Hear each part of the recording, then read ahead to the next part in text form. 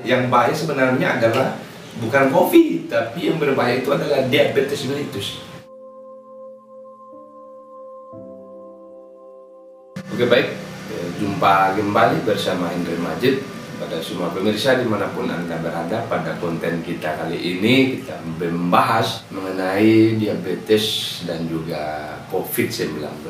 Saya kemarin sempat mengikuti berita dari almarhum yang baru-baru kemarin meninggal, Sapri. Katanya sudah 1000 kadar gula. Bahkan penonton tidak pernah menyangka ternyata gula bisa mencapai kadar 1000. Kemarin Sapri almarhum kemarin meninggal karena kadar gula sudah di atas 1000. Sempat beberapa kasus yang ada di bangsa Indonesia, khusus ibu-ibu yang kemarin juga sudah dipotong pahanya karena dinyatakan 300 kadar gulanya, lalu kemudian potong daging busuknya untuk penyembuhan, untuk keselamatan katanya.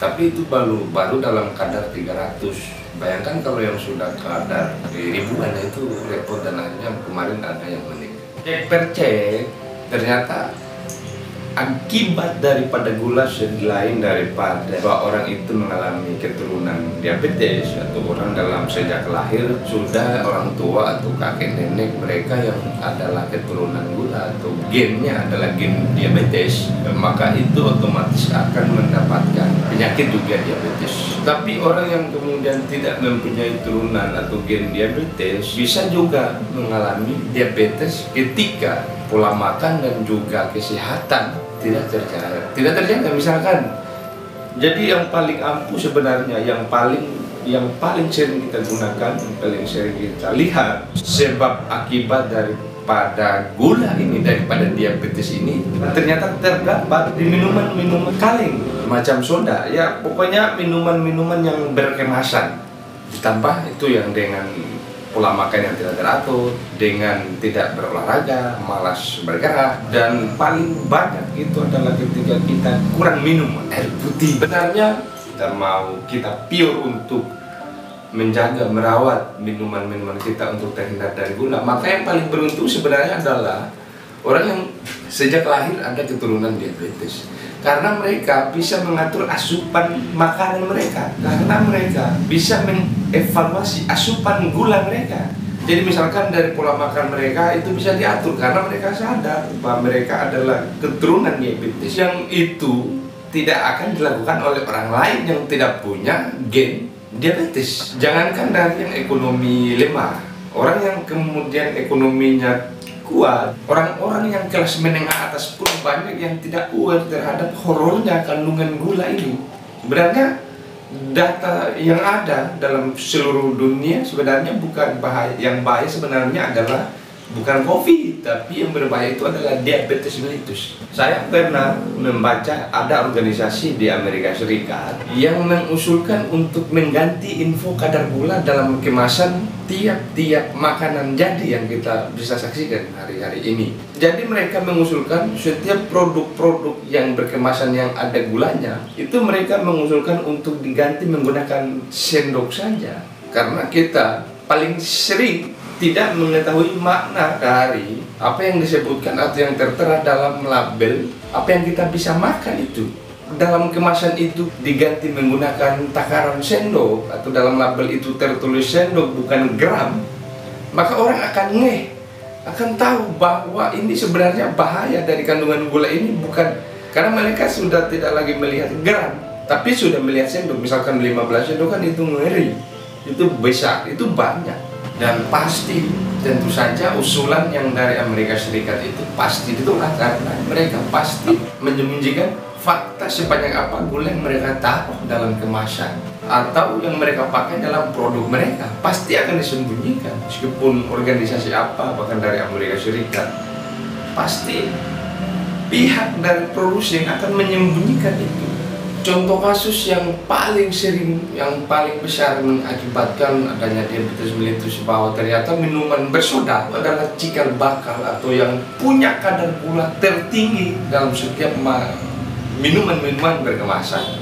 Soda misalkan dalam pembuatannya disinyalir sebenarnya berasal dari bahan opium yang asli rasanya pahit, sangat pahit sebenarnya. Opium itu disinyalir bukan disinyalir sebenarnya, fakta daripada opium itu mempunyai satu rasa yang pahit. Karena memang pada dasarnya, pada mulanya opium dipasarkan memang adalah sebagai obat. Maka opium membutuhkan gula yang banyak untuk memaniskan minuman bersoda. Karena itu dari semula pahit sekali, lalu menjadi panas. Kita bisa takar kira-kira sebanyak apa gula yang ditaruh, lalu bisa memaniskan apa yang sebelumnya manis, yang sebelumnya pahit. Itu dalam minuman berkemasan bersoda. Bayangkan kalau tiap hari kita minum minuman yang bersoda, air putih hilang, suka yang manis-manis, bayangkan saja. Sekedar ilustrasi untuk kita semua untuk tetap menghindari apa yang disebut dengan diabetes. Perkembangan dunia sekarang ternyata banyak sekali riset yang mengatakan bahwa ada yang kecanduan gula itu ternyata adalah suatu yang nyata. Bahwa orang tidak hanya kemudian hanya kecanduan pada rokok, tidak hanya kecanduan pada narkoba, tapi juga pada konsumsi gula. Orang ternyata itu riset banyak yang menunjukkan bahwa orang juga bisa kecanduan terhadap gula. Makanya dibikinnya jadi trivial dan jadinya lucu. Banyak anak-anak yang suka karena gemesin dengan misalkan menyebutkan sweet tooth, dan juga ada sugar rice. Banyak istilah-istilah yang oleh orang-orang produsen menjadikan seksi dan akhirnya diterima di kalangan masyarakat, dan lalu akhirnya kita kecanduan. Padahal efeknya itu sama dengan kita mengkonsumsi narkoba ataupun sejenis rokok yang punya kafein, yang punya tingkat mempengaruhi saraf kita, lalu akhirnya menjadi penyakit. Bahkan dalam aktivitas gula yang dia membuat suatu brand tentang lycopene, itu hampir, itu bahkan jauh lebih legal daripada rokok. Ini super, karena yang sama-sama mematikan, yang sama-sama membuat saraf kita terganggu, tapi ada sedikit yang tidak menjadikan itu ilegal. Gula, rokok itu sama-sama. Makanya ini semacam ada satu raksasa yang mencipta racun, lalu ada lagi raksasa lain yang mencipta penawar obatnya. Akhirnya apa? Masyarakat hanya menjadi ternakan uang saja dari orang-orang yang membuat racun dan juga obat tadi. Masyarakat itu hanya cukup sebagai ternakan uang saja. Orang membeli, ketergantungan. Obat, kan gitu.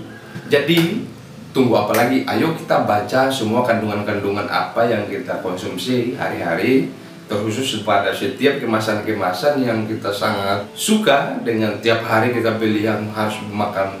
Orang bahkan makan tidak minum air putih, langsung menggunakan minuman-minuman yang bersoda, yang manis-manis. Bahkan ada yang bangga, anak-anak muda, biasanya cewek-cewek, cowok-cowok yang bangga ketika tiap hari minum boba dan minuman-minuman manis lainnya dengan alasan tidak bisa minum air putih. Sudah begitu, malas bergerak, terus jarang olahraga, tiap malam alasan insomnia, susah tidur, tapi main HP terus. Kan repot jadinya kita. Sebagai anak muda tentunya, maka kita kemudian berkewajiban untuk menjaga setiap apa yang kita konsumsi. Bahkan kita belum tahu kalau penyakit diabetes itu adalah penyakit degeneratif yang bisa saja kita tidak menjaga pola makan kita yang sehat, maka habis kita. Yang lebih miris lagi, bahwa produsen-produsen bahkan dari internasional sampai ke nasional sampai ke lokal malah menyembunyikan kadar gula yang ada dalam kemasan dengan nama lain biar kita masyarakat yang membeli tertipu. Misalkan glukosa, malsirup, maltosa, rice syrup, fruktosa, galaktosa, dan lain-lain. Itu semua by design dari orang-orang yang menjual untuk menyembunyikan kadar gula yang mereka simpan di dalam kemasan itu. Lalu kita masyarakat, kita akhirnya tertipu. Jadi kita tolong biasakan membaca kandungan gula bagus-bagus, baik-baik, biar kita bisa memotong asupan gula yang kita tiap hari konsumsi. Demikian, itulah yang bisa kita sampaikan dalam konten kita kali ini. Semoga bermanfaat. Assalamualaikum warahmatullahi wabarakatuh.